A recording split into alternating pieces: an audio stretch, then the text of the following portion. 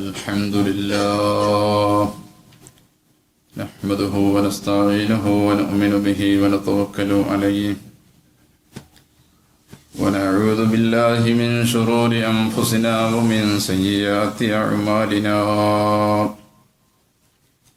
من يهده الله فلا مضل له ومن يضلل فلا هادي له ونشهد أن لا إله إلا الله وحده لا شريك له ونشهد أن محمدا عبده ورسوله أرسله بالهدى ودين الحق ليظهره على الدين كله ولو كره المشركون اللهم صل على محمد وعلى آل محمد كما صليت على إبراهيم وعلى آل إبراهيم وبارك على محمد وعلى آل محمد كما باركت على إبراهيم وعلى آل إبراهيم إنك حميد مجيد أما بعد فإن خير الحديث كتاب الله وخير الهدي هدي محمد صلى الله عليه وسلم وشر الأمور محدثاتها وكل محدثة بدعة وكل بدعة ضلالة وكل ضلالة في النار أيها الناس اتقوا الله عباد الله ولا تموتن إلا وأنتم مسلمون أعوذ بالله من الشيطان الرجيم بسم الله الرحمن الرحيم واعبدوا الله ولا تشركوا به شيئا وبالوالدين إحسانا وبذي القربى واليتامى والمساكين والجار ذي القربى والجار الجنب والصاحب بالجنب وابن السبيل وما ملكت أيمانكم إن الله لا يحب من كان مختالا فخورا. സഹോദരങ്ങളെ, സഹോദരിമാരെ, അല്ലാഹു റബ്ബ് സുബ്ഹാനഹു വ തആലയുടെ എല്ലാ വിധി നിർദ്ദേശങ്ങളും പാലിച്ചുകൊണ്ട് ജീവിക്കണമെന്ന് എന്നോടും തുടർന്ന് നിങ്ങൾ ഓരോരുത്തരോടും ഉപദേശിക്കുകയാണ്, വസിയ്യത്ത് ചെയ്യുകയാണ്. അല്ലാഹു റബ്ബ് സുബ്ഹാനഹു വ തആല പരിശുദ്ധ ഖുർആനിലെ 4-ാമത്തെ അധ്യായമായ സൂറത്തുൻ നിസായിലെ 36-ാമത്തെ വചനത്തിൽ ഞാനിപ്പോൾ ഓതി കേൾപ്പിച്ചിരിക്കുന്ന വചനം, ആ 36-ാമത്തെ ആയത്തിൽ അല്ലാഹു തആല 10 കൽപ്പനകളാണ് മനുഷ്യരോട് നടത്തുന്നത്. പ്രത്യേകിച്ച് സത്യവിശ്വാസികളായ ഓരോ ആളുകളും വളരെ ഗഹനമായി വിശദമായി മനസ്സിലാക്കിയിരിക്കേണ്ട 10 കൽപ്പനകളാണ്. ഒന്നിച്ച് ഒരായത്തിൽ അല്ലാഹു തആല അത് ഉൾക്കൊള്ളിച്ചിരിക്കുന്നു.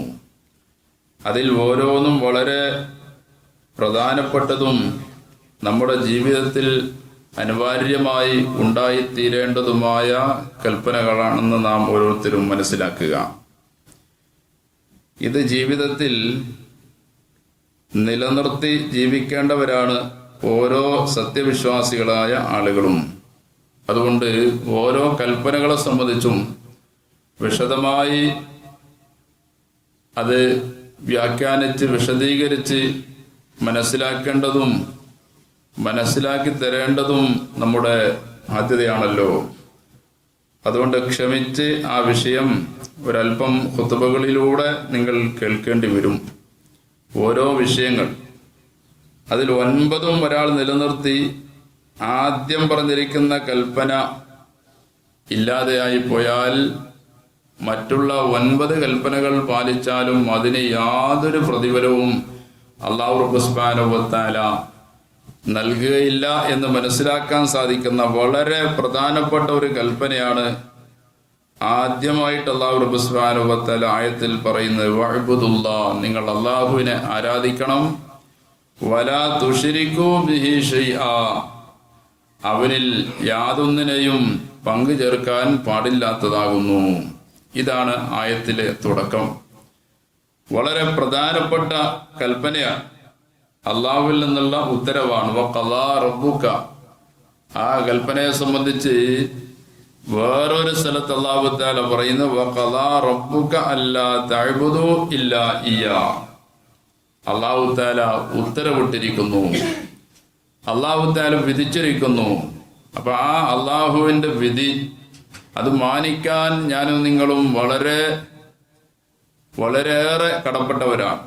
അതിനെതിരെ അപ്പീൽ പോകാൻ നമുക്കാർക്കും അവകാശമില്ല. അള്ളാഹുവിനെ മാത്രമേ ആരാധിക്കാൻ പാടുള്ളൂ എന്ന അള്ളാഹുവിന്റെ ആ വിധി പ്രഖ്യാപനം, പക്ഷെ ആ വിധിയെ മാനിക്കാതെ ജീവിക്കുന്ന ആളുകളാണ് ലോകത്തുള്ള ബഹുഭൂരിഭാഗം ജനങ്ങളും. ലോകത്തെ ഏറ്റവും വലിയ വിഡ്ഢിത്തരം ഏതാണെന്ന് ചോദിച്ചാൽ, സൃഷ്ടിച്ച് സംരക്ഷിച്ച് പരിപാലിക്കുന്ന യഥാർത്ഥ ആരാധ്യനെ വിട്ടുകൊണ്ട് സങ്കല്പ ദൈവങ്ങളെ, അത് വ്യക്തികളായിരുന്നാലും ശക്തികളായിരുന്നാലും വസ്തുക്കളായിരുന്നാലും ആരായിരുന്നാലും അവറ്റകളെ ആരാധിച്ചു കൊണ്ടിരിക്കുന്ന ഒരു സമൂഹത്തെയാണ് മനുഷ്യരിൽ ബഹുഭൂരിഭാഗത്തെയും നാം കണ്ടുകൊണ്ടിരിക്കുന്നത്. അപ്പൊ ഏറ്റവും വലിയ വിഡ്ഢിത്തരം ചെയ്യുന്ന ആളുകളാണ് ബഹുഭൂരിഭാഗം ജനങ്ങളും എന്ന് പറയുന്നതിൽ അത്ഭുതമൊന്നുമില്ല. അതുകൊണ്ട് സത്യവിശ്വാസികളായ നാം ഓരോരുത്തരും അള്ളാഹുവിൽ നിന്ന് നമുക്ക് ലഭിച്ചിരിക്കുന്ന ആ ഹിദായത്തിന്റെ വില വളരെയേറെ വലുതാണ് എന്ന് മനസ്സിലാക്കിക്കൊള്ളണം. കാരണം അല്ലാഹു സുബ്ഹാനഹു വ തആലയെ ആരാധിക്കുക എന്നതാണ് ഒരു ബുദ്ധിക്ക് യോജിക്കുന്നതും യുക്തിയും അത് തന്നെയാണ്. യഥാർത്ഥ ആരാധ്യനെ കണ്ടെത്തുക, യഥാർത്ഥ ആരാധ്യനെ ആരാധിക്കുക എന്നതാണ് മനുഷ്യരുടെ സാമാന്യ ബുദ്ധി ഉപയോഗിക്കുന്ന ജനങ്ങൾ മനസ്സിലാക്കേണ്ട കാര്യം. അതാണ്, അതിലാണ് യുക്തിയുള്ളത്. മറ്റുള്ളതിൽ എന്ത് യുക്തിയാണുള്ളത്? കാരണം അല്ലാഹനെ മാത്രം ആരാധിക്കണം എന്ന് ഞാൻ പറയുമ്പോൾ നിങ്ങൾ ഓരോരുത്തരും മറ്റുള്ളവരോട് ഈ സന്ദേശം എത്തിക്കുന്ന സമയത്ത് അവർക്ക് ന്യായം ഉന്നയിക്കാം, എന്തുകൊണ്ട് എന്ന ചോദ്യം ഉന്നയിക്കാം. ഇത് നാം ഓരോരുത്തരും ശരിക്കും മനസ്സിലാക്കിയിരിക്കേണ്ട ഭാഗങ്ങളാണ്. കാരണം നാം ഓരോരുത്തരും പ്രബോധകന്മാരാണല്ലോ. അപ്പോൾ ഓരോ പ്രബോധിത സമൂഹത്തെ കാണുന്ന സമയത്ത് നമുക്ക് അവരോട് പ്രബോധനം നടത്തണമെങ്കിൽ യുക്തിഭദ്രമായ നിലക്കുള്ള ചോദ്യങ്ങൾ ഉന്നയിക്കുകയും മറുപടി കണ്ടെത്തുകയും ചെയ്യേണ്ടത് ആവശ്യമാണ്. അപ്പൊ അല്ലാഹനെ മാത്രം ആരാധിക്കണം എന്ന് നാം പറയുന്ന സമയത്ത് എന്തുകൊണ്ട് എന്ന ചോദ്യം ഇങ്ങോട്ട് ഉന്നയിച്ചാൽ അതിന് നയപരമായ മറുപടി നമുക്ക് നൽകാൻ സാധിക്കും. അതേസമയത്ത് അള്ളാഹ്ക്ക് പുറമേയുള്ള ഒരു ശക്തിയെ കാണിച്ചിട്ട് അല്ലെങ്കിൽ വ്യക്തിയെ കാണിച്ചിട്ട് വസ്തുവിനെ കാണിച്ചിട്ട് ഇതിനെ ആരാധിക്കണം എന്ന് പറയുമ്പോൾ എന്തുകൊണ്ട് എന്ന് ചോദിച്ചാൽ യുക്തിപരമായ മറുപടി നൽകാൻ അത്തരത്തിലുള്ള ആളുകൾക്ക് സാധിക്കുകയുമില്ല. കാരണം എന്താണ്? കാരണം അവർ കാണിക്കുന്നത് ഒന്നുകിൽ വസ്തു, അല്ലെങ്കിൽ ശക്തി, അല്ലെങ്കിൽ വ്യക്തി. ഇതൊക്കെ സൃഷ്ടികളാണ്. സൃഷ്ടികളെ ആരാധിക്കാൻ പാടില്ലാത്തതാണ്. സൃഷ്ടികളല്ലല്ലോ ആരാധിക്കേണ്ടത്. സൃഷ്ടികളെ കാണിച്ചുകൊണ്ടാണ് ഇതിനെ ആരാധിക്കണം, ഇന്നയാളെ ആരാധിക്കണം, ഇന്ന വസ്തുവിനെ ആരാധിക്കണം, ഇന്ന ശക്തിയെ ആരാധിക്കണം എന്ന് പറയുന്നവർ, അതിൽ യുക്തിയില്ലല്ലോ, ആർക്കും മനസ്സിലാക്കാൻ സാധിക്കുന്നതാണ്. അപ്പൊ അള്ളാഹനെ മാത്രം ആരാധിക്കണം എന്ന് നാം പറയുമ്പോൾ, അള്ളാഹുവിനെ മാത്രം ആരാധിക്കേണ്ടതിലേക്ക് ജനങ്ങളെ ക്ഷണിക്കുമ്പോൾ ആരെങ്കിലും അതിലെന്തെങ്കിലും യുക്തിയുണ്ടോ എന്ന് ചോദിച്ചാൽ പറയാനുള്ള മറുപടിയാണ് അല്ലാഹു തആല സൂറത്തു അൽ ബഖറയിലെ 21, 22 ആയത്തുകളിലൂടെ നമ്മെ പഠിപ്പിച്ചിരിക്കുന്നത്. എന്താണ് അല്ലാഹു തആല പറഞ്ഞത്? യാ അയ്യുഹന്നാസ് ഇഅ്ബുദുല്ലാഹ്, മനുഷ്യരെ നിങ്ങൾ അല്ലാഹുവിനെ ആരാധിക്കണം. യഅ്ബുദുല്ലാഹ റബ്ബുകുമുല്ലദീ ഖലഖകും വല്ലദീന മിൻ ഖബ്ലികും. ഒന്നാമത്തെ ന്യായം അത് അല്ലാഹനെ മാത്രം ആരാധിക്കണം. എന്തുകൊണ്ട് എന്ന ചോദ്യത്തിന് ഒന്നാമത്തെ മറുപടി, നിങ്ങളെ സൃഷ്ടിച്ചവൻ അല്ലാഹുവാണ്, വേറെ ആരും ഇവിടെ സൃഷ്ടിച്ചിട്ടില്ല. അത് വിശദീകരിക്കേണ്ട വ്യാഖ്യാനിക്കേണ്ട ആവശ്യം തന്നെയില്ല. അല്പം ബുദ്ധി ഉപയോഗിക്കുന്ന ആൾ, എല്ലാവർക്കും ബുദ്ധി അല്ലാഹു തആല നൽകിയിട്ടുണ്ട്. ആ നൽകിയ ബുദ്ധി ഉപയോഗിക്കുന്ന ആളുകൾക്ക് മനസ്സിലാക്കാൻ സാധിക്കുന്നതാണ്. പക്ഷെ അധികം ആളുകളും ബുദ്ധി ഉപയോഗിക്കുന്നില്ല എന്നതാണ് വസ്തുത. നിങ്ങളെ സൃഷ്ടിച്ചവൻ അവനാണ്, അതുപോലെ നിങ്ങളുടെ മുൻഗാമികളെയും സൃഷ്ടിച്ചവൻ അവനാകുന്നു. ഒന്നാമത്തെ മറുപടി അതാണ്.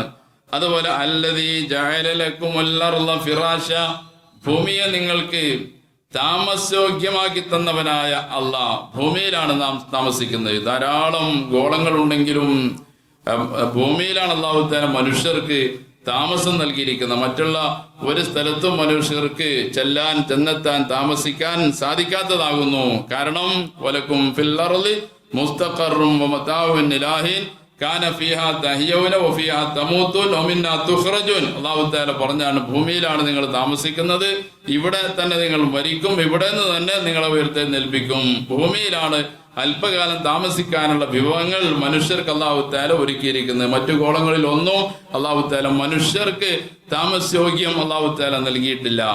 അല്ലദീ ജഅല ലക്കുമുൽ അർള ഫിറാശ, നിങ്ങളെ ഭൂമിയെ അല്ലാഹു തആല നിങ്ങൾക്ക് താമസയോഗ്യമാക്കി തന്നവൻ, വിരിപ്പാക്കി തന്നവൻ എന്ന് പറഞ്ഞാൽ താമസിക്കാൻ പാകത്തിൽ വീട് വെക്കാനും കൃഷി ചെയ്യാനും അതുപോലെ തന്നെ യാത്ര ചെയ്യാനും ഒക്കെ ആ രീതിയിലുള്ള സംവിധാനം അല്ലാഹു തആല ഭൂമിയിലാണ് നമുക്ക് ഒരുക്കിയിരിക്കുന്നത്. ഒന്ന്, നിങ്ങളെ സൃഷ്ടിച്ചവൻ അവനായതുകൊണ്ടാണ് അവനെ മാത്രം ആരാധിക്കണമെന്ന് പറയുന്നത്. നമ്മുടെ മുൻഗാമികളെ സൃഷ്ടിച്ചതും അവൻ മാത്രമായതുകൊണ്ടാണ് അവനെ മാത്രം ആരാധിക്കണമെന്ന് പറയുന്നത്. ഭൂമിയിൽ താമസയോഗ്യം അല്ലാഹു തആലയാണ് ഇവിടെ നിശ്ചയിച്ചിരിക്കുന്നത്. അതുപോലെ തന്നെ അല്ലാഹു തആല പറയുന്നത് എന്താണ്? വസ്സമാഅ ബിനാഅ, ആകാശത്തെ നിങ്ങൾക്ക് മേൽപ്പുരയായി സൃഷ്ടിച്ചവൻ അല്ലാഹുവാണ്. അതുപോലെ ആകാശത്തിൽ നിന്ന് മഴ പെയ്യിപ്പിച്ചു തരുന്നത്, മഴ ചൊരിച്ചു തരുന്നത്, മഴ നൽകുന്നത് അല്ലാഹുവാണ്. നിങ്ങൾക്ക് മഴ പെയ്യിപ്പിക്കുന്നത് അത് നിമിത്തം ഫഅഖ്റജ ബിഹി മിനത്തമറാത്തി റിസ്ഖൻ ലക്കും, നിങ്ങൾക്ക് റിസ്ഖായിട്ട് ഉപജീവനമായിട്ട് കായകനികൾ മുളപ്പിക്കുന്നത് അല്ലാഹു റബ്ബ് സുബ്ഹാനഹു വ തആലയാകുന്നു. ഫലാ തജഅലു ലില്ലാഹി അൻദാദ വഅൻതും തഅലമൂൻ. ഇതൊക്കെ നിങ്ങൾക്ക് അറിഞ്ഞിരിക്കെ ഏത് കാലഘട്ടത്തിലെ ജനങ്ങൾക്കും ഇതൊക്കെ അറിയാം. അല്ലാഹുവാണ് ഇതൊക്കെ ചെയ്തു തരുന്നത് എന്ന് എല്ലാ ജനങ്ങൾക്കും അറിയാം. ഇതൊക്കെ നിങ്ങൾ മനസ്സിലാക്കിയിരിക്കെ പിന്നെ നിങ്ങൾ എങ്ങനെയാണ് അള്ളാഹുവിന് പുറമെ വേറെ ആരാധ്യരെ നിങ്ങൾ എന്തുകൊണ്ടാണ് സ്വീകരിക്കുന്നത് എന്ന അള്ളാഹുവിന്റെ ചോദ്യത്തിന് മുന്നിൽ പകച്ചു നിൽക്കുകയാണ് ആളുകൾ. പക്ഷെ സമ്മതിക്കാൻ ആളുകൾ തയ്യാറല്ല. ഇത് വളരെ വളരെ വളരെ പെട്ടെന്ന് മനസ്സിലാക്കാൻ സാധിക്കുന്ന രീതിയിലാണ് അല്ലാഹു സുബ്ഹാനഹു വ തആല ഇത് അവതരിപ്പിച്ചു തന്നിരിക്കുന്നത്. അപ്പൊ നമുക്ക് ഈ കാര്യങ്ങളെല്ലാം ചെയ്തു തന്നത് അല്ലാഹു അല്ലാതെ വേറെ ആരും ഇത് ചെയ്തു തന്നിട്ടില്ലല്ലോ. പിന്നെ അള്ളാഹ്ക്ക് പുറമെയുള്ള വസ്തുക്കളെയോ ശക്തികളെയോ വ്യക്തികളെയോ ആരാധിക്കാൻ എന്താണ് ന്യായം? ഒരു ന്യായവും അവർക്ക് ഉന്നയിക്കാൻ സാധിക്കുകയില്ല. അതുകൊണ്ട് ബഹുഭൂരിഭാഗം ജനങ്ങളും വിഡ്ഢിത്തരമാണ് ഇവിടെ ചെയ്തുകൊണ്ടിരിക്കുന്നത്. അള്ളാഹ്ക്ക് പുറമെയുള്ള ആളുകളെ ആരാധിച്ചു കൊണ്ടിരിക്കുന്നത് എന്ന് മനസ്സിലാക്കാൻ സാധിക്കുന്നതാകുന്നു. അതുകൊണ്ട് നാം ഓരോരുത്തരും ചിന്തിക്കേണ്ടത് അല്ലാഹു തആല നമുക്ക് നൽകിയിരിക്കുന്ന, നാം എല്ലാവരും അല്ലാഹുവിനെ മാത്രം ആരാധിക്കുന്നവരാണ്. അള്ളാഹുവിനെ ആരാധനയുടെ എല്ലാ വശങ്ങളും വിശദീകരിച്ച് പറയേണ്ടതില്ല. നേർച്ചയായാലും പ്രാർത്ഥനയായാലും ആരാധനകളായ ഏത് കാര്യങ്ങളായിരുന്നാലും ശരി, അത് ഓരോന്നായിട്ട് വിശദീകരിക്കേണ്ടത് പിന്നീട് വേറെ വിഷയമാണത്. കാരണം മൊത്തത്തിൽ ആരാധനകളായിട്ട് എന്തെല്ലാം ഉണ്ടോ അതെല്ലാം അള്ളാഹുവിന് മാത്രം അർപ്പിക്കുന്നവരാണ് ഞാനും നിങ്ങളും. അപ്പൊ നമുക്ക് അല്ലാഹു തആല നൽകിയിരിക്കുന്ന ആ ഹിദായത്തിന്റെ വില നാം ഓരോരുത്തരും മനസ്സിലാക്കണം. വളരെ വളരെ കൂടുതലായിട്ട് നാം വായിക്കേണ്ട മറ്റൊരു ആയത്താണ് സൂറത്തുൻ നിസായിലെ 116-ാമത്തെ ആയത്ത്. നാം ഓരോരുത്തരും നിരന്തരമായിട്ട് വായിക്കണം. നിരന്തരമായിട്ടത് വായിക്കുകയും അതിലെ ആശയങ്ങൾ ഉൾക്കൊള്ളുകയും ചെയ്യണം. ഏതാണ് ആയത്ത്? ഇന്നല്ലാഹ ലാ യഗ്ഫിറു അൻ യുശ്റക ബിഹി വയഗ്ഫിറു മാ ദൂന ദാലിക ലിമൻ യശാഅ വമൻ യുശ്രിക് ബില്ലാഹി ഫഖദ് ളല്ല ളലാലൻ ബഈദാ. ഈ ആയത്ത് കൂടുതലായിട്ട് പാരായണം ചെയ്തുകൊണ്ടിരിക്കണം. കാരണം ഷിർക്കിലേക്ക് പോകാതിരിക്കാൻ അള്ളാഹുവിന്റെ ആ വചനം നമുക്ക് ഉപകരിക്കും. കാരണം ഇന്നല്ലാഹ നിശ്ചയമായും അല്ലാഹു ലാ യഗ്ഫിറു, അല്ലാഹു തആല പൊറുക്കുകയില്ല, അല്ലാഹു തആല പുറത്തു തരികയില്ല. അല്ലാഹു തആല പുറത്തു തരുന്ന സംഗതിയാണെങ്കിൽ അതിൽ നമുക്ക് ആശ്വാസം കണ്ടെത്താം. അല്ലാഹു തആല പൊറുക്കുകയില്ല, അയ്യുശ്റക ബിഹി, അവനിൽ പങ്കു ചേർക്കുന്നതിന് അല്ലാഹു തആല പൊറുക്കുകയില്ല. വയഗ്ഫിറു മാ ദൂന ദാലിക ലിമൻ യശാ, പിന്നെ അടിമകളിൽ നിന്ന് സംഭവിച്ചു പോകുന്ന മറ്റു തെറ്റുകുറ്റങ്ങൾ അല്ലാഹു ഉദ്ദേശിക്കുന്ന ആളുകൾക്ക് അല്ലാഹു തആല പുറത്തു കൊടുക്കും. അല്ലാഹു തആല പുറത്ത് ആശ്വാസകരമാണത്. അതേസമയത്ത് അല്ലാഹു തആല പൊറുക്കുകയില്ല, അവനിൽ അല്ലാഹ് പങ്കു ചേർക്കുന്നതിന് വമൻ യുശ്രികു ബില്ലാഹി, തുടർന്നുള്ള പറയുന്നു വമൻ യുശ്രികു ബില്ലാഹി ഫഖദ് ളല്ല ളലാലൻ ബഹീദ, ആരെങ്കിലും അല്ലാഹുവിൽ പങ്കു ചേർത്താൽ, കൂറുകാരെ സമന്മാരെ ഉണ്ടാക്കിയാൽ അവൻ ബഹുദൂരം വഴിപിഴച്ചു എന്ന് അല്ലാഹു തആല പറയുന്നുണ്ട്. അപ്പൊ ആ പിഴവ് സമ്പാദിക്കുക എന്നത് വളരെയേറെ പ്രയാസമുണ്ടാക്കുന്ന സംഗതിയാണ്. കാരണം എന്താ? കാരണം പരലോകത്ത് അമലുകളെ എല്ലാം നഷ്ടപ്പെടുത്തി കളയുന്ന കാര്യം. അതുപോലെ പരലോകത്ത് ഒന്നും ലഭിക്കുകയില്ല. എന്തിനേറെ പറയണം? നരകം ശാശ്വതമാകുന്ന തെറ്റ്, തിന്മ, സ്വർഗം ഹറാമാകും, സ്വർഗത്തിലേക്ക് പ്രവേശനം തന്നെ ഇല്ല അത്തരത്തിലുള്ള ആളുകൾക്ക്. സ്വർഗ പ്രവേശനം നിഷിദ്ധമാകുകയും നരക പ്രവേശനം ശാശ്വതം ആകുകയും ചെയ്യുന്ന വളരെ പ്രധാനപ്പെട്ട തെറ്റ്, വളരെ വലിയ തെറ്റും വളരെ വലിയ വിഡ്ഢിത്തരവുമാണ് അള്ളാഹ്ക്ക് പുറമെയുള്ളവർ ആരാധിക്കുക. നാം അതിൽ നിന്ന് രക്ഷപ്പെട്ടു എന്ന് പറയുമ്പോൾ ആ ഹിദായത്തിന്റെ വില ഞാനും നിങ്ങളും മനസ്സിലാക്കണം. അല്ലാഹു തആല പറയുന്നു, ദാലിക ഹുദല്ലാഹു യഹ്ദി ബിഹി മൻ യശാഉ മിൻ ഇബാദി വലൗ അശ്റകൂ ലഹബിത അൻഹും മാ കാനൂ യഅമലൂൻ. അല്ലാഹു തആല പറയുന്ന പരിശുദ്ധ ഖുർആനിൽ അതാണ് അല്ലാഹുവിൽ നിന്ന് ലഭിച്ച, അതാണ് അള്ളാഹുവിന്റെ നേരായ മാർഗം. ഏത്? നമ്മെ സൃഷ്ടിക്കുകയും നമ്മുടെ മുൻഗാമികളെ സൃഷ്ടിക്കുകയും നമുക്ക് റിസ്ക് നൽകുകയും ആകാശത്തിൽ നിന്ന് മഴ വർഷിപ്പിച്ച് തരികയും ഭൂമിയിൽ താമസയോഗ്യം തരികയും ഒക്കെ ചെയ്ത അള്ളയുണ്ടല്ലോ, ആ അള്ളാഹുവിനെ മാത്രം ആരാധിക്കുക എന്നതാണ് അള്ളാഹുവിലേക്കുള്ള നേരായ മാർഗം, നേരായ ആ വഴി, ഹിദായത്തിന്റെ വഴി. അതാണ് ദാലിക ഹുദല്ലാഹ് യഹ്ദി ബിഹി മൻ യശാ. അല്ലാഹു സുബ്ഹാനഹു വ തആല ഉദ്ദേശിക്കുന്ന ആളുകൾക്ക് അല്ലാഹു തആല അത് നൽകുന്നു, വേറെ ആർക്കും അത് നൽകാൻ സാധിക്കുന്നതല്ല. അപ്പൊ ഒരാള് അള്ളാഹുവിന്റെ ഇഷ്ടപ്പെട്ട ലിസ്റ്റിൽ ഉൾപ്പെട്ടു എന്ന് അറിയിക്കാൻ അല്ലാഹു തആല നൽകുന്ന ഒരേ ഒരു കാര്യമാണ് ഹിദായത്ത് എന്ന് പറയുന്നത്. ഹിദായത്തിന്റെ വില മനസ്സിലാക്കണം. നാം പലപ്പോഴും പറയാറുള്ളത്, പണവും അതുപോലെയുള്ള സമ്പാദ്യങ്ങളും എല്ലാം അല്ലാഹു തആല തോന്നിയവർക്കാണ് കൊടുക്കുന്നത്. നിസ്കാരം, നോമ്പും, ഹജ്ജും, സകാത്തും ഒക്കെ എല്ലാവർക്കും എന്ന് നമ്മൾ സാധാരണ പല ആളുകളും പറയുന്നത് കേട്ടിട്ടുണ്ട്. തോന്നിയ ആളുകൾക്ക് സമ്പത്ത് കൊടുക്കുന്നുണ്ടല്ലോ, സ്ഥാനമാനങ്ങളൊക്കെ കൊടുക്കുന്നുണ്ടല്ലോ, നമുക്കത് ലഭിച്ചിട്ടില്ലല്ലോ എന്ന് പറയുമ്പോൾ ഒരു നിമിഷം നാം ആലോചിക്കണം. നമുക്ക് അല്ലാഹു തആല തന്നിരിക്കുന്ന ഏറ്റവും വിലമതിപ്പുള്ള ഈ ഒരു കാര്യം, ഹിദായത്ത്, മറ്റുള്ള ആളുകൾക്ക് അല്ലാഹു തആല കൊടുത്തിട്ടുണ്ടോ? പണവും മറ്റുള്ള സൗകര്യങ്ങളും, സുഖ സൗകര്യങ്ങളും മറ്റുള്ള ആഡംബരങ്ങളെല്ലാം അല്ലാഹു തആല കൊടുത്തിട്ടുണ്ടാകും. അത് മോഹിക്കുന്ന സമയത്ത് നാം തിരിച്ചൊന്ന് ആലോചിക്കണം, എന്റെ കയ്യിലുള്ള ഈ സമ്പത്ത് മറ്റുള്ളവർക്ക് കൊടുത്തിട്ടില്ലല്ലോ, അതിൽ ഖേദമാണ് നമുക്കുണ്ടാകേണ്ടത്. അതിനു പകരം അത് കണ്ട് എനിക്ക് അത് ലഭിച്ചില്ലല്ലോ എന്ന് പറഞ്ഞുകൊണ്ട് പരിതമിക്കുന്നതിന് പകരം എനിക്ക് ലഭിച്ച ഏറ്റവും വലിയ സമ്പാദ്യമായ ഹിദായത്ത് മറ്റുള്ളവർക്ക് ലഭിച്ചില്ല, അതിന്റെ പേരിൽ സഹതാപമാണ് അവരോട് നമുക്ക് വേണ്ടത്. ദുനിയാവ് ലഭിച്ചതിന്റെ പേരിൽ നാം പരിതമിക്കുകയല്ല വേണ്ടത് എന്ന് ഓരോ ആളുകളും മനസ്സിലാക്കുക. അപ്പോൾ ഹിദായത്താണ് വളരെ വലിയ വിലമതിപ്പുള്ള കാര്യം. ശിർക്ക് വളരെ ഭയാനകരവും വിഡ്ഢിത്തരവും നമ്മുടെ എല്ലാം നഷ്ടപ്പെടുത്തി കളയുന്നതുമായ കാര്യമാകുന്നു ശിർക്ക്. അതുകൊണ്ട് ആ ബഹുദൈവത്വത്തിൽ നിന്ന്, ആ ശിർക്കിൽ നിന്ന് ഒരു ഒഴിഞ്ഞു മാറി സഞ്ചരിക്കുക എന്ന് പറഞ്ഞ് വളരെ വലിയ ഭാഗ്യമായിട്ട് ഞാനും നിങ്ങളും കരുതേണ്ടിയിരിക്കുന്നു. അള്ളാഹുവിന് പുറമെ പല ആരാധ്യരെയും മക്കയിലെ മുശ്രിക്കന്മാരും അതിനുള്ള ബഹുദൈവാരാധകരും ഒക്കെ പലരെയും ആരാധ്യരായി സ്വീകരിച്ചിട്ടുണ്ട്. ഈസാ അലൈഹി സ്വലാത്തു വസ്സലാമിനെ പോലും അന്നും ഇന്നും ആളുകൾ സ്വീകരിച്ചു കൊണ്ടിരിക്കുകയാണ്. അല്ലാഹ് ഇലാഹ്, ആരാധ്യൻ ഒരുവനാണെന്ന് പറയുമ്പോൾ ഇന്നല്ലാഹ ഹുവൽ മസീഹ് ഇബ്നു മറിയം, അല്ലാഹു തആല അത് മറിയമിന്റെ പുത്രൻ ഈസയാണ് എന്ന് തന്നെ ആളുകൾ പറഞ്ഞിട്ടുണ്ട്. ഈസാ അലൈഹി സ്വലാത്തു വസ്സലാം പറഞ്ഞതോ, ഈസാ അലൈഹി സ്വലാത്തു വസ്സലാം പറഞ്ഞത് ഇബ്ദുല്ലാഹ റബ്ബി വ റബ്ബുക്കും, എന്റെയും നിങ്ങളുടെയും രക്ഷിതാവായ അള്ളാഹുവിനെ നിങ്ങൾ ആരാധിക്കണം എന്ന് പറഞ്ഞ ആളെ തന്നെ നിങ്ങൾ തന്നെയാണ് ആരാധ്യൻ.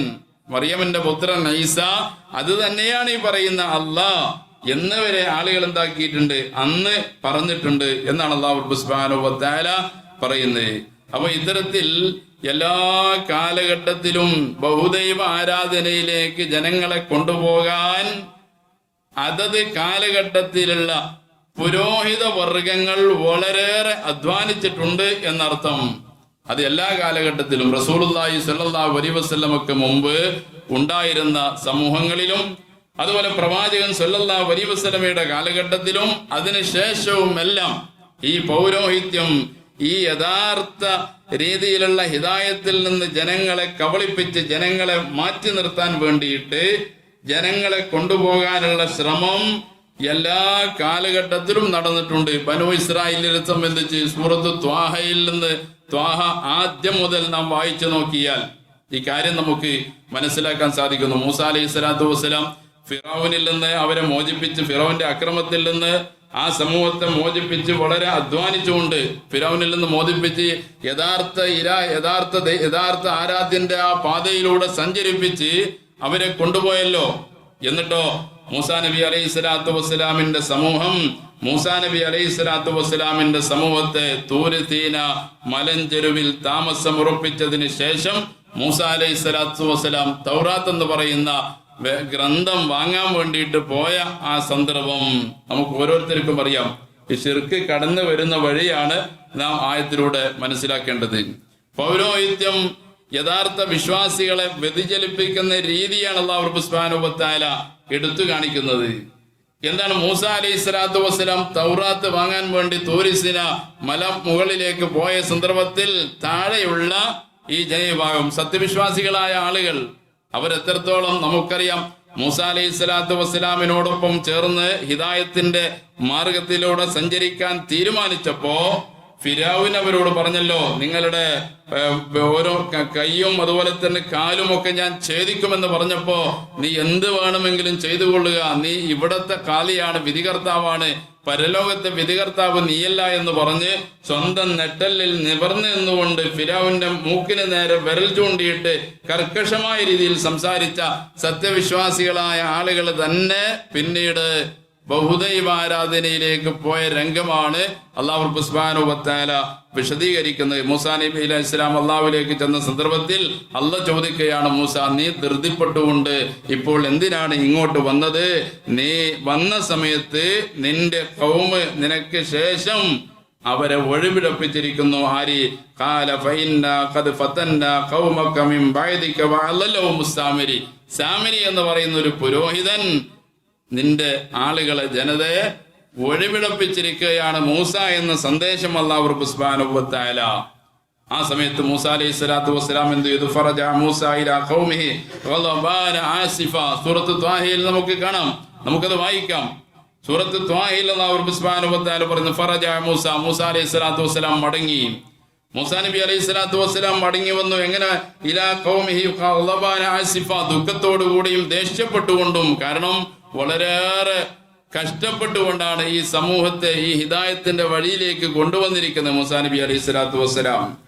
അദ്ദേഹം വളരെ ദുഃഖിതനായിക്കൊണ്ട് ദേഷ്യപ്പെട്ടുകൊണ്ട്, അള്ളാന്റെ കാര്യത്തിലാണ് ഇവിടെ ദേഷ്യപ്പെടുന്നത്, ദേഷ്യപ്പെട്ടുകൊണ്ട് സമൂഹത്തിലേക്ക് വന്നിട്ട് സമൂഹത്തോട് മൂസാ നബി അലൈഹി സ്വലാത്തു വസ്സലാം ചോദിക്കുന്നു, നമ്മോട് അല്ലാഹു സുബ്ഹാനഹു വ തആല തൗറാത്ത് എന്ന് പറയുന്ന ഒരു ഗ്രന്ഥം നമുക്ക് നൽകാമെന്ന വാഗ്ദാനം അല്ലാഹു തആല നൽകിയിരുന്നില്ലേ? നിങ്ങൾ എന്തിനാണ് ഇത്രയും ധൃതി കാണിച്ചത് എന്നൊക്കെ ചോദിച്ചുകൊണ്ട് അവരോട് കയർത്ത് സംസാരിക്കുന്നു മൂസാ നബി അലൈഹി സ്വലാത്തു വസ്സലാം. അവിടെ ഉത്തരവാദിത്വം ഏൽപ്പിക്കപ്പെട്ടിരുന്ന ഹാറൂൻ നബി അലൈഹി സ്വലാത്തു വസ്സലാമിന്റെ മുടിയിലും താടിയിലും ഒക്കെ പിടിച്ചുകൊണ്ട്, എന്തുകൊണ്ട് ഇവർ ഈ തെറ്റുകുറ്റങ്ങൾ ചെയ്യുമ്പോൾ നീ മിണ്ടാതിരുന്നു, എന്തുകൊണ്ട് ഇവർക്കെതിരെ നിയമ നടപടി സ്വീകരിച്ചില്ല എന്നർത്ഥത്തിൽ മൂസാ നബി അലൈഹി സ്വലാത്തു വസ്സലാം ഹാറൂൻ അലൈഹി സ്വലാത്തു വസ്സലാമിനോടും കയർത്ത് സംസാരിക്കുന്നുണ്ട്. പക്ഷെ ഹാറൂൻ നബി അലൈഹി സ്വലാത്തു വസ്സലാം ആ സമയത്ത് അദ്ദേഹത്തിന്റെ കഴിവിന്റെ പരമാവധി അവരെ ഇതിൽ നിന്ന് മോചിപ്പിക്കാൻ ശ്രമിച്ചിട്ടുണ്ട്. കഴിവിന്റെ പരമാവധി അദ്ദേഹം അവരോട് കാര്യം പറഞ്ഞിട്ടുണ്ട്. എന്താണ് ഹാറൂൻ അലൈഹി സ്വലാത്തു വസ്സലാം അവരോട് പറഞ്ഞത്? എന്നെ നിങ്ങൾ അനുസരിക്കണം, നിങ്ങൾ ഏക ദൈവത്തെ വിട്ടുകൊണ്ട് സാമരി ഉണ്ടാക്കിയിരിക്കുന്ന ഈ പശുക്കിടാവിനെ, കാളക്കുട്ടിയെ നിങ്ങൾ ആരാധിക്കരുത്, അത് ദലാലത്തിന്റെ വഴിയാണ് എന്ന് പറഞ്ഞ് ഹാറൂൻ അലൈഹി സ്വലാത്തു വസ്സലാമിന്റെ ആ പരിധിക്കുള്ളിൽ നിന്നുകൊണ്ടുള്ള പ്രബോധനം അദ്ദേഹം അവിടെ നടത്തിയിട്ടുണ്ട് എന്ന് തന്നെ നമുക്ക് മനസ്സിലാക്കാൻ സാധിക്കുന്നു. ആ സമയത്ത് ജനങ്ങൾ പറഞ്ഞ എന്താ? ജനങ്ങൾ പറഞ്ഞത്, ഞങ്ങൾ ഈ ബിംബത്തിന്, ഈ സങ്കല്പ ദൈവത്തിന് സാമരി ഉണ്ടാക്കി തന്ന ഈ പശുക്കിടാവിന് മുന്നിൽ ഞങ്ങൾ എഴുത്തിക്കാഫിരിക്കും, ഭജനമിരിക്കും, മൂസ തിരിച്ചു വരട്ടെ എന്നിട്ട് നമുക്ക് തീരുമാനിക്കാമെന്നാണ് അവർ പറഞ്ഞത്. നീ ആരാണെന്ന രീതിയിലാണ് അവർ സംസാരിച്ച് ഹാറൂൻ നബി അലൈഹി സ്വലാത്തു വസ്സലാമിനോട്. മൂസ തിരിച്ചു വരട്ടെ, തിരിച്ചു വന്നതിന് ശേഷം നമുക്ക് ആലോചിക്കാം എന്ന രീതിയിലാണ് അവർ സംസാരിച്ചത്. പക്ഷേ മൂസാ നബി അലൈഹി സ്വലാത്തു വസ്സലാം വന്നിട്ട് ഹാറൂൻ അലൈഹി സ്വലാത്തു വസ്സലാമിനോട് കാര്യത്ത് സംസാരിച്ചു, അതുപോലെ തന്നെ ഈ ജനങ്ങളോട് കാര്യത്ത് സംസാരിച്ചു. ഇതൊക്കെ കഴിഞ്ഞതിന് ശേഷം ആ പശുക്കുട്ടിയെ ഉണ്ടാക്കിയിട്ട് ഏക ദൈവത്തിൽ നിന്ന് വ്യതിചലിപ്പിച്ച് ഈ പശുക്കിടാവിനെ ആരാധിക്കാൻ വേണ്ടിയിട്ട് പ്രചോദനം നൽകിയ സാമരിയുടെ നേരെ തിരിഞ്ഞുകൊണ്ട് കാല മൂസാ നബി അലൈഹി സ്വലാത്തു വസ്സലാം ചോദിച്ചു, ഫമാ ഖത്മുക യാ സാമരി, ഓ സാമരി, നിന്റെ കാര്യം എന്താണ്? ഇവരിങ്ങനെയൊക്കെ പറഞ്ഞു, ഹാറൂൻ ഇങ്ങനെ പറഞ്ഞു, ജനങ്ങൾ ഇങ്ങനെ പറഞ്ഞു, നിനക്കെന്താണ് പറയാനുള്ളത്? കാരണം പ്രതിയോടും ചോദിക്കണമല്ലോ, തെറ്റ് ചെയ്തിട്ടുണ്ടോ എന്ന് ചോദിക്കണം. ആളുകൾ പറഞ്ഞത് അങ്ങനെ തന്നെ വിശ്വസിക്കരുത്. നാം പലപ്പോഴും ചെയ്യുന്നത് അങ്ങനെയാണ്. ആരെങ്കിലും എന്തെങ്കിലും പറഞ്ഞാൽ അത് വിശ്വസിച്ചുകൊണ്ട് പ്രതികാര നടപടി സ്വീകരിക്കുന്നതിന് പകരം ആ ചെയ്ത വ്യക്തിയോട് നിനക്കെന്തെങ്കിലും പറയാനുണ്ടോ എന്ന് കാര്യം അന്വേഷിക്കണമെന്ന ഖുർആന്റെ സന്ദേശം നാം മറന്നു പോകുന്നു. പക്ഷെ അക്കാലഘട്ടത്തിൽ ഒരു സാമാന്യ മര്യാദ എന്ന നിലയ്ക്ക് എല്ലാവരും അത് ചോദിക്കാറുണ്ടായിരുന്നു. മൂസാ നബി അലൈഹി സ്വലാത്തു വസ്സലാമും സാമരിയോട് ചോദിച്ചു, ഫമാ ഖത്ബുക യാ സാമരി, നിന്റെ കാര്യം എന്താണ്? നിനക്ക് എന്താണ് ഈ വിഷയത്തിൽ പറയാനുള്ളത് എന്ന് സാമരിയോട് ചോദിച്ചപ്പോൾ സാമരി പറഞ്ഞ എന്താ? സാമരി പറഞ്ഞ നിലപാട്, ജനങ്ങൾ കാണാത്ത ചില സൂത്രങ്ങൾ ഞാൻ കണ്ടു. ഞാൻ അല്പം റസൂലിന്റെ കാൽപ്പാടിൽ നിന്നും, അദ്ദേഹം പ്രവാചകനായ മൂസാ നബി അലൈഹി സ്വലാത്തു വസ്സലാം നടന്നുപോയല്ലോ, ആ നടന്നുപോയ വഴിയിൽ നിന്ന് ജനങ്ങളൊന്നും കാണാതെ അല്പം മണ്ണ് അദ്ദേഹം ശേഖരിച്ചു, മണ്ണെടുത്തു. എന്നിട്ടോ അത് വെച്ച് ജനങ്ങളെ തെറ്റിദ്ധരിപ്പിക്കാൻ, എന്താണ്, മൂസാ അലൈഹി സ്വലാത്തു വസ്സലാം അതാ ദൈവത്തെ അന്വേഷിച്ച് പോയിരിക്കുന്നു, പക്ഷെ ഇവിടെ തന്നെ ആ ദൈവം ഇവിടെ വന്നിരിക്കുന്നു എന്ന് വരുത്തി തീർക്കാൻ വേണ്ടിയിട്ട് ഈ മണ്ണ് ഉപയോഗിച്ചുകൊണ്ട് മറ്റുള്ള പല വസ്തുക്കളും ഉപയോഗിച്ചുകൊണ്ടാണ് അദ്ദേഹം കാളക്കുട്ടിയെ നിർമ്മിച്ചുണ്ടാക്കിയത്. എന്തിനാണ്? ഈ സത്യവിശ്വാസികളായ ആളുകളെ തെറ്റിദ്ധരിപ്പിക്കാൻ. പ്രവാചകന്റെ ആധാറാണ് ഇത് എന്ന് പറഞ്ഞുകൊണ്ട് പയ്യെ പയ്യെ ആളുകൾ എന്തു ചെയ്യും? സത്യവിശ്വാസികളായ ആളുകൾ ഇത്തരത്തിലുള്ള സിദ്ധികൾ കാണിക്കുന്ന സമയത്ത് ഇത് പ്രവാചകന്റെ ആധാറാണെന്ന് പറഞ്ഞുകൊണ്ട് പലതും ഇന്നും പലരും കൊണ്ടുവരുന്നുണ്ടല്ലോ. പലതും കൊണ്ടുവന്നുകൊണ്ട് ആളുകളെ ശിർക്കിലേക്ക് കൊണ്ടുപോകാനുള്ള ആ വഴിയുടെ തുടക്കമാണ് ഇത് നാം കാണുന്നത്. ഇത് മൂസ അലൈഹിസ്സലാം നടന്നുപോയ വഴിയിൽ നിന്ന് ശേഖരിച്ച മണ്ണാണ്, ഇത് അത്ഭുത മണ്ണാണെന്നൊക്കെ പറഞ്ഞുകൊണ്ട് അതിൽ നിന്ന് ഞാൻ ഉണ്ടാക്കുന്നത് കണ്ടോ, ഞാൻ കാളക്കൂട്ടെ ഉണ്ടാക്കും, എന്നിട്ട് നമുക്ക് അത് ദൈവത്തെ ഉണ്ടാക്കിയതുപോലെ അദ്ദേഹം അങ്ങനെ തെറ്റിദ്ധരിപ്പിച്ചുകൊണ്ട് അദ്ദേഹത്തിന്റെ നേപരമായ യുക്തിഭദ്രമായ ചിന്തയിൽ, അദ്ദേഹത്തിന്റെ ചിന്തയിൽ നിന്ന് ഉദിച്ച ഒരു സംഭവമായിരുന്നു അത് വിശദീകരിക്കുന്നു മൂസാ നബി അലൈഹി സ്വലാത്തു വസ്സലാമിന്റെ മുന്നിൽ.